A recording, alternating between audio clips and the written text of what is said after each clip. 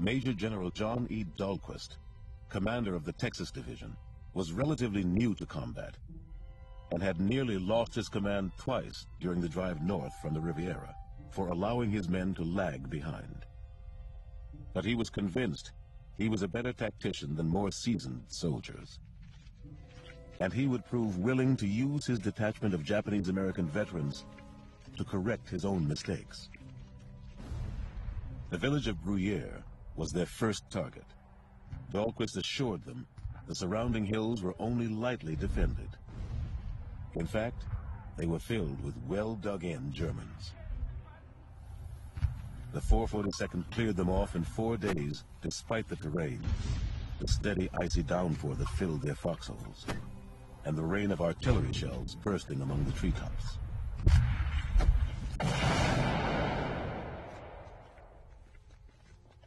As soon as they had taken Bruyere, General Dahlquist insisted they push further into enemy territory to seize another heavily defended hill overlooking Bifontaine, a tiny village with no military importance, and then to take the town itself.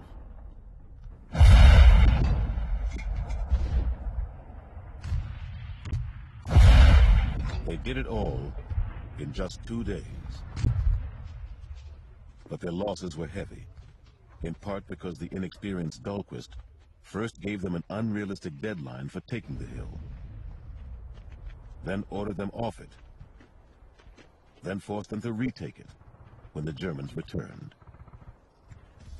General Dahlquist was a very strict general, and especially it seems to me that he was trying to push the 442nd too hard, too far, telling us to advance, you know.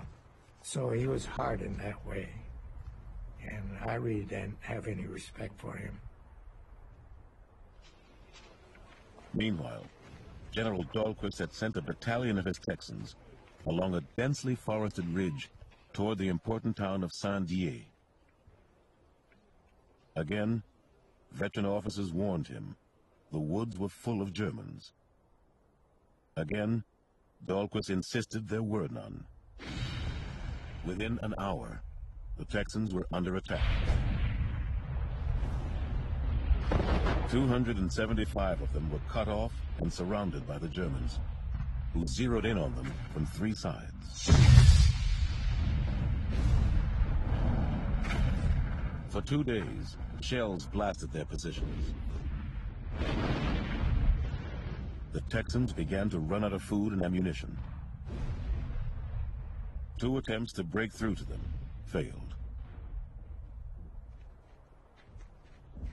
Finally, on October 26th, Dahlquist ordered the exhausted men of the 442nd to return to the wooded slopes, rescue the lost battalion, as the Texans would come to be called, and restore his reputation. One time our regimental commander, Colonel Pence, pleaded with the division commander, you know, that we could pull back, and because our men were so depleted.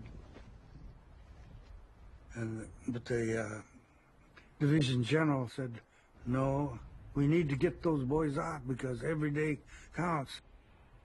You get in there and get them out if it takes every damn last one of you to do it.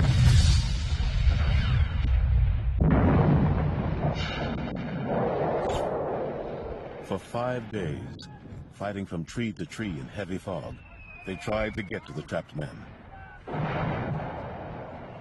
On the morning of October 30th, they were just 1,000 yards from the survivors, but pinned to the slope by artillery and machine gun fire.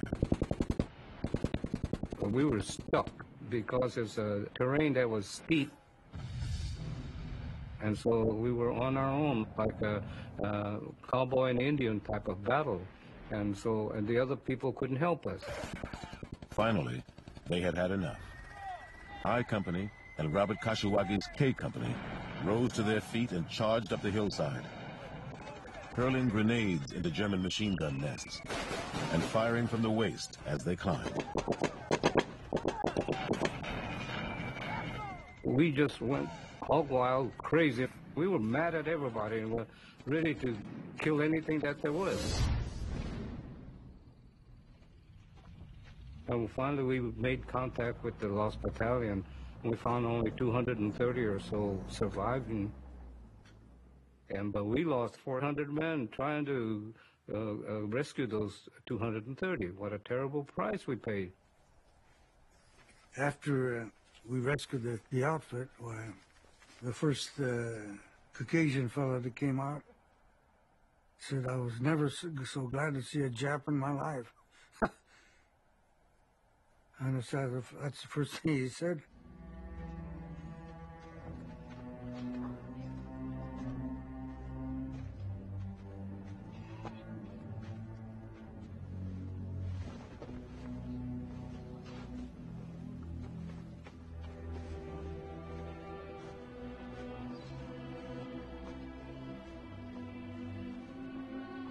I Company had started into the forest with 185 men.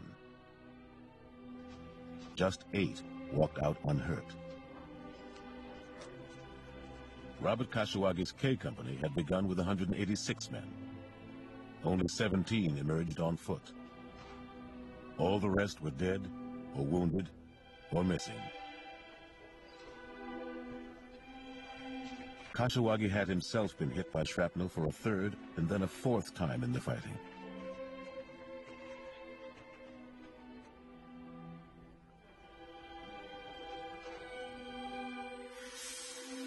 A few days later, Mr. and Mrs. Kamataro Takeuchi, formerly of Sacramento, now living behind barbed wire at the Granada Relocation Center, received a telegram. Their son Tadashi had been among those killed in the struggle to rescue the lost battalion.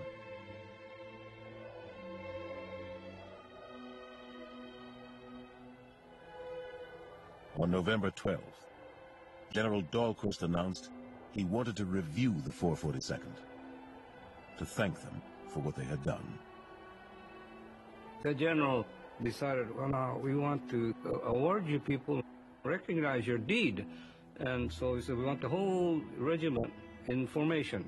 And when the general got there and looked at the formation, and he was so disgusted, he said, I asked you to get the whole regiment out there.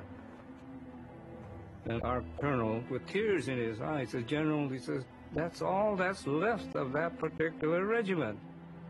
That's exactly what you did to us.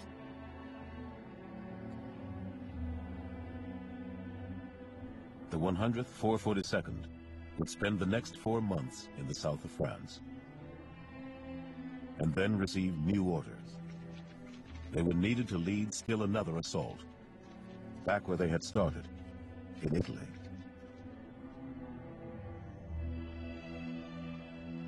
The bitterness the survivors felt toward General Dahlquist continued to smolder. Many years later, at a review at Fort Bragg, Dahlquist encountered a white lieutenant colonel who had served with the Japanese Americans. He offered his hand. Let bygones be bygones, Dahlquist said. It's all water under the bridge, isn't it? The colonel saluted, but he would not shake the general's hand.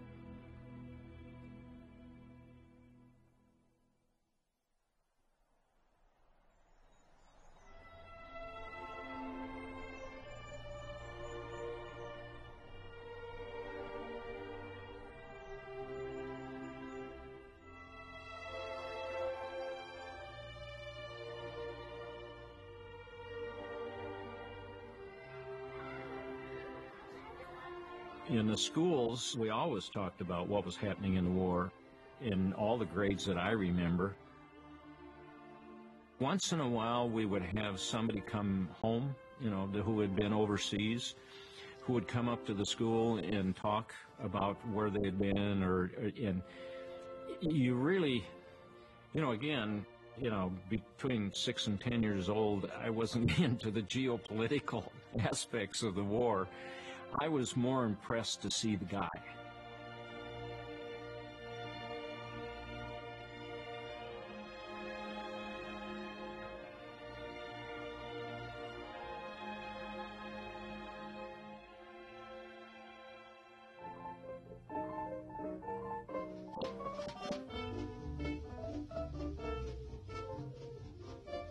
While Eugene Sledge tried to recover from the horrors of Peleliu, his best friend, Sid Phillips, was back home in Mobile. I felt like it was simply a dream, that I actually wasn't coming home. Even after I arrived in Mobile, I kept thinking that I can't be here, that I'm going to wake up. The feeling that it wasn't happening, I think, was overwhelming. You just couldn't feel like that you had actually survived the war and that you were actually back in your hometown and in your own house. I don't think I slept for about 3 days. I was astounded when I saw how much change had come to the city. It was so crowded and so much hustle and bustle. I hardly recognized the place.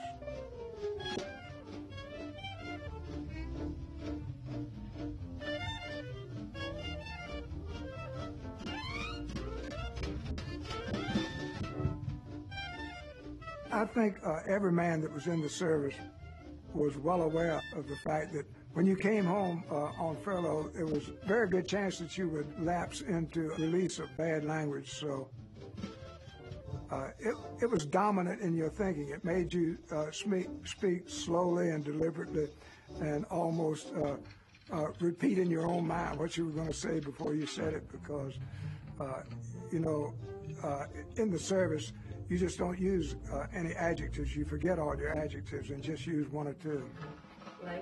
Like I'm not going to say. My wife would come down from heaven and hit me on the head.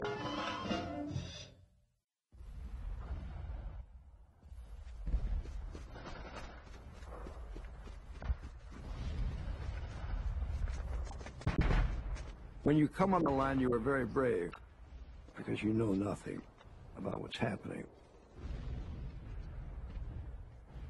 And it's easy for you to perform pseudo-brave gestures and procedures because you don't know yet. And gradually, this is because you have a reservoir of courage when you arrive. And each time you get badly frightened, a little of it diminishes until you don't have any left. And that is the worst moment. As the lost battalion was being rescued, Paul Fussell, a newly minted second lieutenant in the 103rd Infantry Division, was bivouacked at Epinal at the foot of the Vosges Mountains. He was 20 years old, from Pasadena, California, fresh from 19 months of training and filled with excitement. He had told his parents he felt very confident and safe as he went off to war. The reception he and his fellow soldiers had received during their first few days in southern France only added to his buoyancy. As the division moved northward up the Rhone Valley, young women appeared along the road, waving and passing out bottles of wine.